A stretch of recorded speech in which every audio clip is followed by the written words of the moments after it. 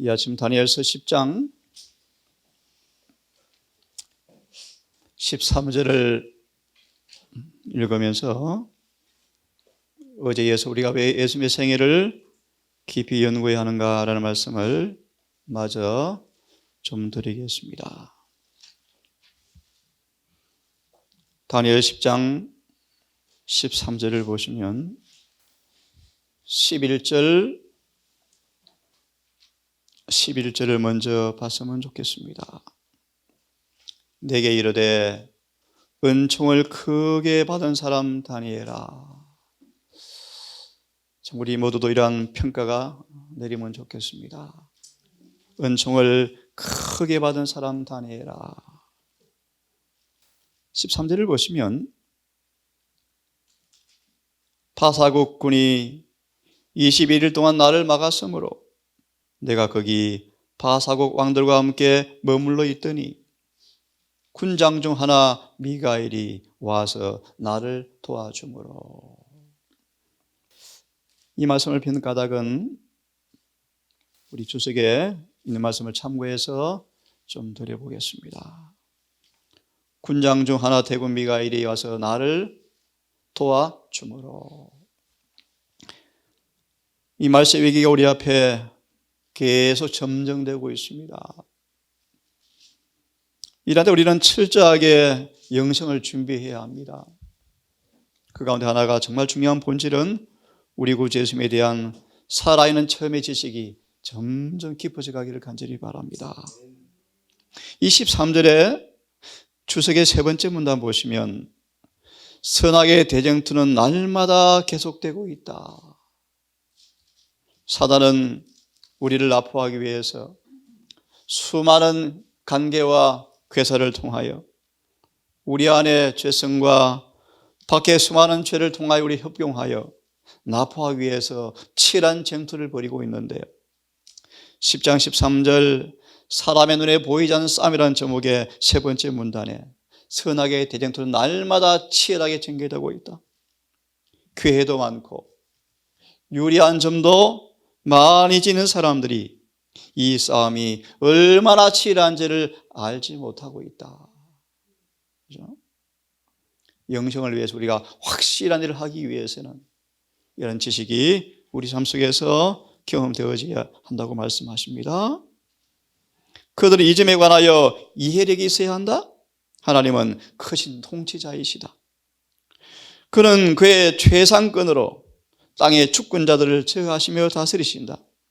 그분은 그의 대리자들을 통하여 세상의 기초가 놓이기 전부터 이미 정해진 그 일을 해오셨다고 말씀하십니다. 그러면서 제가 보고 싶은 말씀은 마지막 부분 말씀을 좀 펴세요. 마지막 부분쯤 네 번째 줄 기도하라. 그 전에 한 번도 해보지 못한 그런 방법으로 기도하라. 우리는 주의 오심을 맞도록 준비되어 있지 않다. 우리는 영혼을 위하여 철저한 준비를 해야 할 필요가 있다. 기도하라. 전에 없는 열심으로 기도하라. 왜냐하면요, 주의 재림을 맞을 준비가 안 되어 있다. 지금 영생을 위해서 철저하게 준비하라. 어제 말씀을 드렸죠. 우리가 늘 성령께 굴복하면 우리를 단계적으로 인도하셔서 영생의 이런 지식으로 점점 우리를 양육시키겠다고 말씀을 하셨습니다. 내 때가 아직 이르지 아니하였으니 마리아마저도 그 당시 사람들처럼 공통적으로 품고 있던 기대가 있었습니다. 다시 말하면 메시아 3회에 대한 이해가 아직도 되어 있지 않았습니다. 참 마가복음은 그렇게 말씀하십니다. 알 수 없는 신비였다. 신비였습니다. 천사의 방문, 가벌의 계시, 성령의 임재, 30년간의 주님과의 동행, 동거동락, 수많은 일을 보았음에도 불구하고 마리아마저 아직까지 그분의 사명에 대한 오해가 있었습니다. 알 수 없는 신비라고 성경은 말하고 있습니다. 자, 오늘 중요한 말씀을 좀 보려고 합니다. 로마서 2장을 좀 보시면 로마서 2장 4절을 먼저 보시면서 우리가 소망을 연구하면서 주님에 관한 철저한 지식이 왜 필요한지를 다시 한번 이 아침 생각해 보겠습니다. 로마서 2장 4절을 좀 보세요. 함께 읽겠습니다. 시작. 또 내가 하나님의 인자하심이 너를 인도하여 회개케 하심을 알지 못하여 그의 인자하심과 용납하심과 길이 참으심의 풍성함을 멸시하느뇨. 가롯 유다 같은 사람, 우사 같은 사람, 사울 같은 사람, 그런 사람이었습니다. 결론부터 말씀을 드립니다. 우리가 어떻게 예수님에 관한 지식이 실제로 경험되어지고 알아갈 수 있을까? 우리의 삶 속에 먼저 회개의 경험이 일어나는 것입니다. 주석을 보시면 이렇게 말하죠. 한번 펴보세요. 2장 4절의 말씀이요. 죄를 회개하는 것은 생활에 성령의 역사하여 하신 첫 번째 열매이다. 이때 비로소 우리 마음속에 성령이 임재함으로 주님께서 내 안에 계시는구나. 내가 이제 구원받았구나. 영생이 경험되었구나. 라고 알아지는 첫 번째 단계죠. 주님의 무한한 속성이 신의 품성이, 신의 속성이, 무한한 그분의 순결하심이 이제 죄에서 용서받고 속량받은 우리 안에서 비로소 회개를 경험하게 되어질 때 이제 거하게 되어진다. 그때 비로소 우리는 주님을 알게 되었다. 계속 보실래요? 그러므로 그리스도와 조화되지 않는 과학은 아무 가치가 없다. 우리의 속성을 그분의 품성과 조화시키는 경험이 없는 모든 지식은 아무 가치가 없다. 그러므로 결론이죠. 그분은 우리에게 우리 주 예수 그리스도를 아는 지식이 가장 고상함을 인하여 모든 것을 해로 여기는 방법을 가르쳐 준다. 좀 더 성경을 보겠습니다. 그래서 예수를 아는 지식이 최고라는 사실을 깨닫고 그의 모든 것은 배설물로 여기는 방법을 가르쳐 주기 원하신다. 이 지식은 사람이 도달할 수 있는 최고의 과학이다. 힘써 여호와를 알자. 어떤 분이십니까? 그가 이른 비와 늦은 비같이 임하시는 분, 아침빛같이 임하시는 분, 우리를 찢지만 다시 싸매어 주시는 분, 우리를 치시지만 도로 낫게 하시는 분, 우리를 사멸에 살리시는 분. 아가 8장 6절을 보시면 너는 나를 인같이 도장같이 품으라. 아가서 8장 6절이요. 그리하면 사랑은 죽음보다 강한 능력으로 우리를 변화시켜 주겠다. 우리 마음속에 주님을 내재할 때 우리 하나님의 모습을 그렇게 표현합니다. 질투가 대단하시다. 무슨 말일까요? 우리 속에 예수를 온 마음으로 도장같이 품는 사람들은 주님은 너무너무 질투가 강하셔서 자신의 권위 외에는 하나도 용납하지 않으실 만큼 우리 마음을 지키시는 것이 영생이에요. 사랑은 강력합니다. 투개의 불이 사람을 죽이는 것처럼 우리 속에 내재하는 성령을 통한 그분의 사랑은 우리 온 전 존재를 사로잡아서 복종시키기에 능하시대요. 이 지식이 회개할 때 처음으로 경험되어지는 것입니다. 이것이 최고의 과학이다. 사도행적을 좀 보시면 452페이지를 펴보세요. 452페이지를 펴시면서 사도행적을 좀 펴세요. 452페이지의 말씀 펴십니까? 바로 452페이지에 바울은 이런 말씀이 있습니다. 바울은 그가 회개하지 아니하였을 때부터 제가 좀 읽습니다. 사도행적 452페이지. 바울은 그가 회개하지 아니하였을 때는 오직 메시아의 성격과 사업에 관하여 개인적인 지식에 의해서 알지 아니하고 다른 사람들과 같은 그런 생각으로 그리스도를 알았다고 선언하였다. 의미 있는 말씀이죠. 마리아가 그랬어요. 마리아가. 마리아는 예수님께서 그의 영광을 나타날 때가 되었다고 고대하면서 예수님, 포도주가 떨어졌습니다. 마리아마저 고난당하신 예수님에 대해서 아직도 모르고 있었어요. 바울은 말하기를 자기가 살아있는 처음을 통한 주님에 대한 지식이 아니고 다른 사람들이 알았던 그런 생각으로 그리스도를 알았다고 그는 고백하였다.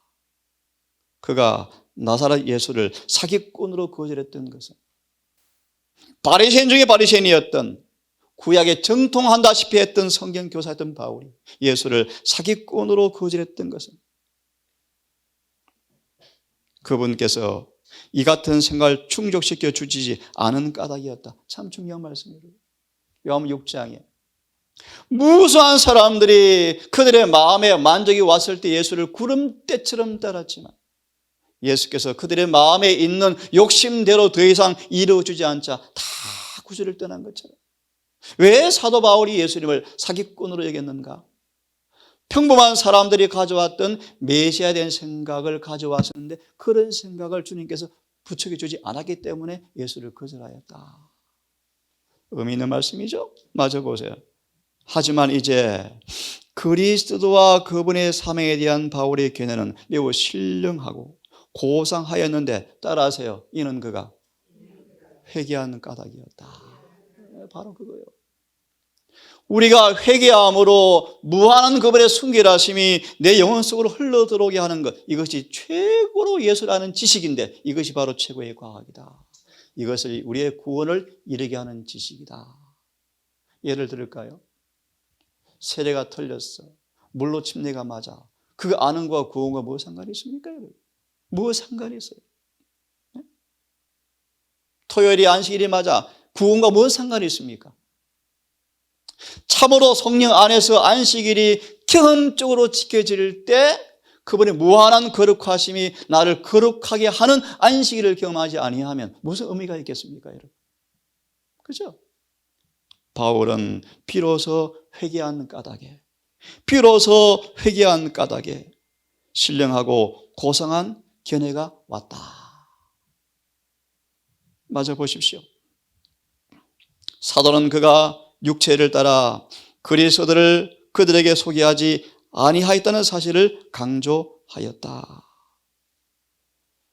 헤롯은 그리스도께서 인성을 쓰셨을 때 그분을 보았다.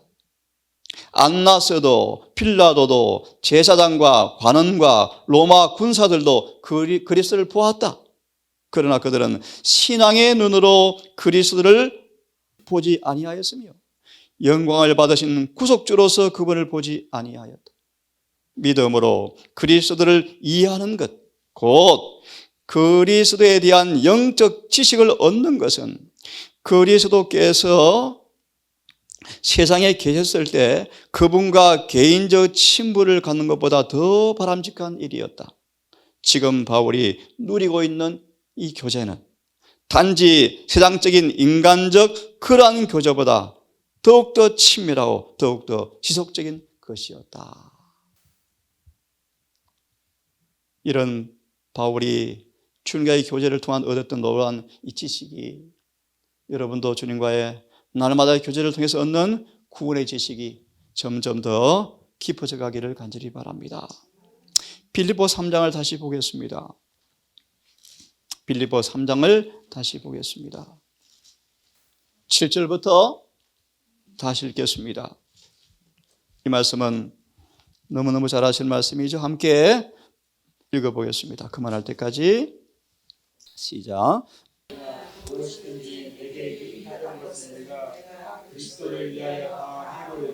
비로소 회심한 바울의 간증이요, 그죠? 신령한 고상한 주님에 대한 지식이 회개를 통해서 경험된 바울은 이렇게 고백합니다. 이제는 예수를 위해서 모든 것을 배설물로 여겨버렸다. 왜요? 8절 시작. 또한 모든 것을 해로 여김은 내 주 그래서 예수를 아는 지식이 가장 고상함을 인함이라. 그죠? 내가 그를 위하여 모든 것을 잃어버리고 배설물로 여김은 그리스도를 얻고 그 안에서 발견되려 함이니. 그럴 때 오는 경험이 무엇입니까? 의. 내가 의를 소유했다. 의를 얻었다. 제가 10절 어떻게 해요? 내가 그리스도의 부활의 권능과 함께 그의 고난에 참여함을 알려하여 그의 죽으심을 본받아 어찌하든지 죽은 자 가운데서 부활에 이르려 하오니. 부활의 신학이요, 부활의 신학. 이 구절을 바로 한번 또 밑에 말씀을 좀 보도록 하겠습니다. 3장 8절을 보세요. 인용된 성경을 보시면 영생은 유일하신 참 하나님과 그의 보내신 자 예수를 아는 것이다. 그죠? 있습니다, 제가. 그리스도 안에 모든 충만이 거하신다. 그는 우리에게 모든 것을 해로 여기도록 가르치셨다. 이는 내 주 그리스도 예수를 아는 지식이 가장 고상하기 때문이다. 이 지식이야말로 인간이 도달할 수 있는 최고의 과학 지식이기 때문이다. 영생은 유일하신 참 하나님과 그의 보내신 자 예수 그리스도를 아는 것이다. 변화시키는 성령께 진리 앞에 온 마음과 정성으로 순복하는 경험을 통하여 바울처럼 예수를 아는 지식이 얼마나 고상한지, 성령께서 실제로 내주함으로 이루어지는 사랑의 능력이 얼마나 강한지를 우리 모두 또한 깊이 경험하여 바울처럼 이런 고백에 동참자가 되기를 간절히 바랍니다. 욥기 22장을 펴보세요. 욥기 22장이에요. 21절을 읽겠습니다. 욥기 22장 21절. 성경절을 함께 읽습니다. 시작. 너는 하나님과 화목하라. 평안하라. 그리하면 복이 내게 임하리라. 로마서 5장 1절로 말씀을 드리죠. 죄의 사함과 회개함으로 믿음으로 말미암아 의롭게 되어서 하나님과 화목하게 되는 경험의 지식. 이 지식은 엄청난 복을 우리에게 준다고 말씀하시는 구절이에요. 이 구절을 또 정언을 통해서 한번 보겠습니다. 한번 펴보세요. 같이 한번 읽어보겠습니다. 인간의 마음이, 자, 두 개의 주석을 좀 보겠습니다. 폈죠? 시작. 인간의 마음이 하나님의 마음과 교제하고 유하는 자가 무한하신 분과 교제할 때 몸과 마음에 영혼에 임하는 결과는 청량할 수가 없다. 사도행전에 잘 나오는 말씀이에요. 우리는 청량할 수 없는 은혜의 바다에 감탄하고 입을 벌리고 있대. 얼마나 은혜가 부유한지, 얼마나 은혜가 청량할 수 없는 큰지. 무한하신 분과 교제할 때 이르러 오는 영혼에 오는 그 부가, 은혜의 부유함이 얼마나 큰지 청량할 수가 없다. 그래서 요한은 뭐라고 고백합니까? 이처럼 사랑하사 표현할 단어가 없대요. 어떠한 사랑을 주셨는가 표현할 단어가 없어요. 맞아 있습니다. 이와 같은 교제에 최고의 교육이 있다. 여러분, 11 제자가 부름받았을 때 사단이 주님을 참 비꼬았죠. 비아냥거렸죠. 무식한 자, 게으른 자, 나태한 자, 그친 사람들. 그런 11 제자가 주님과 사랑의 접촉인 교제가 이루어지자마자 그들에게 이루어진 변화는 정말 놀라웠죠. 이것이 뭐다? 최고의 과학이고 가치 있습니다. 이것을 개발시키는 하나님은 자신의 방법인데, 너는 하나님과 말하라, 화목하라는 것이 하나님께서 인류에게 보내시는 기별이다. 회개하고 복음을 믿으라. 여러분, 창조주와 교제하는 놀라운 이 특권, 그런 자들에게 오는 무한한 은혜가 얼마나 큰지를 경험하는 가장 복이 있는 이 한날이 되기를 정말 바랍니다. 그 다음 말씀을 또 같이 읽습니다. 하나님을 아는 것이 얼마나 중요한지 함께 읽어보겠습니다. 시작. 성경은 가장 강한 말로 하나님을 아는 지식을 얻는 것이 중요함을 우리에게 알려준다. 베드로는 하나님과 우리 주 예수를 알므로 은혜와 평강이 너희에게 더욱더 많을지어다. 그의 신기한 능력으로 생명과 경건에 속한 모든 것을 우리에게 주셨으니 이는 자기의 영광과 덕으로서 우리를 부르신 자를 알므로 말미암음이라. 참 중요한 말씀이요. 회심을 경험하고 성령의 내주 가운데서 늘 성령께 따라 순복하는 사람들은 주님 안에 있는 생명과 경건에 속한 모든 것이 점점 우리 안으로 그분의 덕이 흘러 들어올 때 그들은 예수를 아는 사람들이다, 그런 뜻입니다. 마지막 읽겠습니다. 성경은 우리에게 너는 하나님과 화목하고 평안하라고 뭐 하신다? 명령하신다. 잠언 4장을 얼른 펴십시오. 잠언 4장을 펴세요. 그러므로 여러분, 때가 더 임박하니 처음에 우리가 더 많이 신경 써야 할 부분은 예수를 아는데 힘써 주님을 아는 경험에 나아가는 그 일이 우리의 첫째 중요한 과업이 되기를 바랍니다. 잠언 4장의 말씀이요. 폈으면 23절을 좀 함께 읽습니다.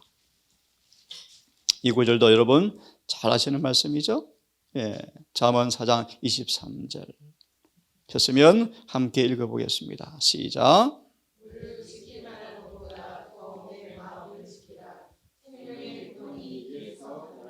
예, 펴진 않겠지만 그러므로 고린도후서 3장 18절처럼 우리가 어떻게 예수를 자꾸 바라보는 그 일을 습관처럼 할 수 있을까? 우리 마음에 늘 주님의 주제가 우리 마음을 사로잡도록 늘 명상하는 훈련을 할 수 있을까? 4장 23절 한번 펴보세요. 첫 번째 예언의 말씀 보시면 그렇게 말씀하죠. 이 말씀 중요하니까 제가 좀 읽어드리겠습니다. 은혜 가운데서 근전한 성장을 하려면 필수적으로 부지런히 마음을 지키는 일이 필요하다. 타고난 마음은 죄된 욕망과 거룩하지 못한 생각의 처소이다. 하나님을 위해서 마음을 지키는 법이란 제목에 읽습니다. 그 마음을 주께 복종시킬 때 그것은 반드시 성령으로 말미암아 모든 더러움에서 정결케 된다. 이 말씀 앞에 우리가 경험으로 아멘 되었으면 좋겠어요. 아, 성령께 우리가 순복했더만이 내 마음을 정결케 하시는구나. 이 일은 사람이 허락하지 않고는 이루어질 수가 없다. 물을 포도즙으로 바꾸는 그 일에도 주님은 사람의 손을 빌려서 항아리를 준비하고 항아리에 물을 옮겨 넣었던 것처럼 우리의 구원은 사람의 협력이 철저하게 필요하다. 다시 말하면 우리 마음을 그분께서 정결케 하도록 성령께 내 마음을 끊임없이 드리지 아니하면 이 일은 이루어질 수가 없다. 그런 뜻이겠죠? 맞아 있습니다. 더 중요한 말씀이죠. 영혼이 정결하게 되었을 때 그것을 더럽히지 않도록 지키는 것이 우리의 의무이다. 그리스도의 종교는 매일 죄를 포기하는 일과 영혼을 얽매고 있는 습관의 사슬을 깨뜨리는 것을 요구하지 않는 것이라고 생각하는 사람들이 많이 있는 것 같다. 이걸 베드로서 1장을 보시면요, 저희는 원시치 못한 자라. 왜 우리를 과거의 죄에서 용서해 주었는지 잃어버린 사람들이라. 다시 말해 예수를 아는 지식이 멈춰버린 거예요. 퇴보돼 버린 거예요. 예수를 아는 지식 가운데 계속 자라가야 하는데 회개를 경험하고 죄에서 용서받았지만 더 이상 변화가 없는 사람들은 그 지식이 멈춘 사람들이 그들은 소경이 되었다라고 베드로는 이야기하고 있는 것입니다. 계속 읽어보겠습니다. 그들은 양심이 중재하는 것을 잘 보세요. 어떤 것은 포기하지만 매일의 생활에서 그리스도를 대표하지는 못하고 있다. 그들은 그리스도와 같은 모습을 가정에서 드러내지 않는다. 언어의 선택에 있어서 조급한 말을 내뱉는 때가 많고 인간의 마음 가운데 있는 가장 악한 정욕을 휘저 놓는 말을 하는 때가 많다. 그런 사람 영혼 속에는 따라하세요. 그리스도의 임재가, 그리스도의 항구적 임재가 필요하다. 그분의 능력으로만 그들은 말과 행동을 지킬 수가 있다. 같이 읽어보십시오. 시작. 마음을 지키는 일을 할 때 우리는 도움을 호소하며 은혜의 보좌를 향하여 부르짖는 일에 지치지 말고 매 순간 묵상함으로 기도 중에서 있어야 한다. 그리스도인이라 이름을 지닌 사람들은 열렬하면서도 겸손하게 도움을 호소하여 하나님께 나아가야 한다. 주께서는 쉬지 말고 기도하라고 하셨다. 그리스도인이라고 해서 항상 기도의 자세를 취하고 있을 수는 없는 일이지만 어떻게 해요? 생각과 욕망은 언제나 하늘로 향할 수가 있다. 제가 있습니다. 우리는 말을 적게 하고 기도를 많이 할 때 자신을 믿는 마음은 우리에게서 사라지게 될 것이다. 그 다음 말씀을 다시 읽고 마무리하겠습니다. 예정을 하나님께 돌아가라는 말씀이요. 시편 9편 14절 개인적으로 읽어보았으면 좋겠어요.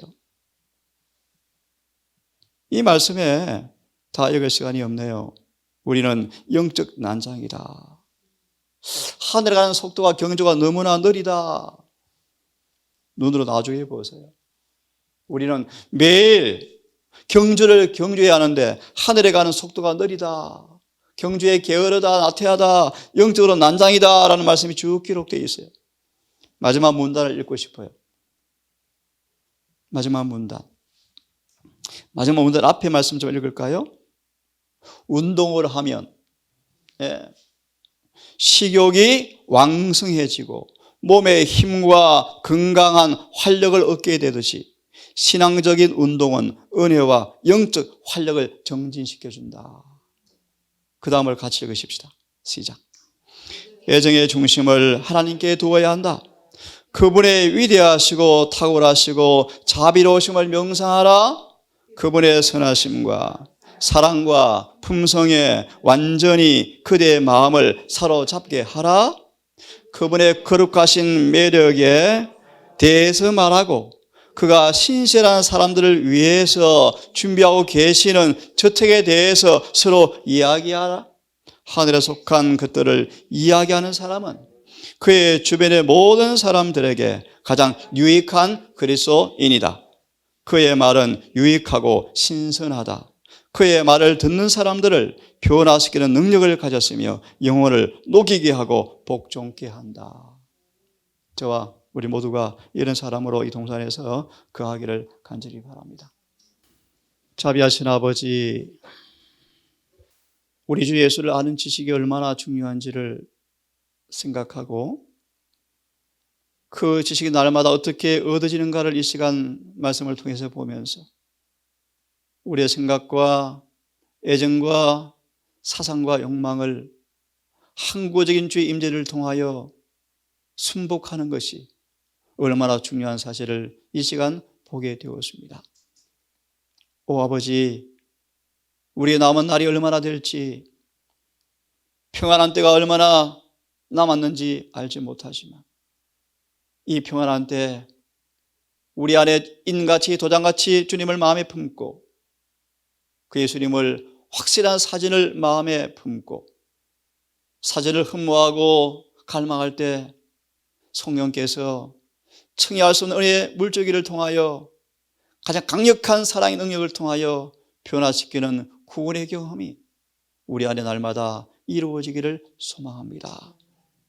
사단에게 속한 것들, 육신의 성향들, 애착들이 잘려나가고 우리 자아는 감추어지고 주님의 뜻과 은혜가 성령을 통하여 성수 안으로 흘러들어가서 우리의 품성으로 꼴지어지는 진정한 변화의 경험이 오늘도 날마다 이루어지고 싶습니다.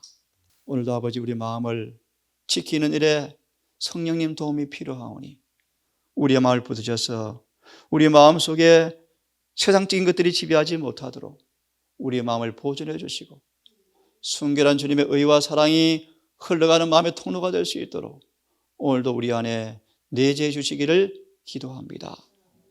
한 날이 시작이 되어집니다. 주님, 해가 뜨고 온 대지에 어둠이 몰려가고 온 삼라만상이 태양을 향해서 얼굴을 돌려 일을 하는 것처럼 오늘도 우리가 온 마음으로 주님께 고정시켜서 이 한 날 동안 주님의 놀라운 역사를 만져보고 경험하는 하루가 될 수 있도록 성령님, 우리의 걸음을 인도해 주시옵소서.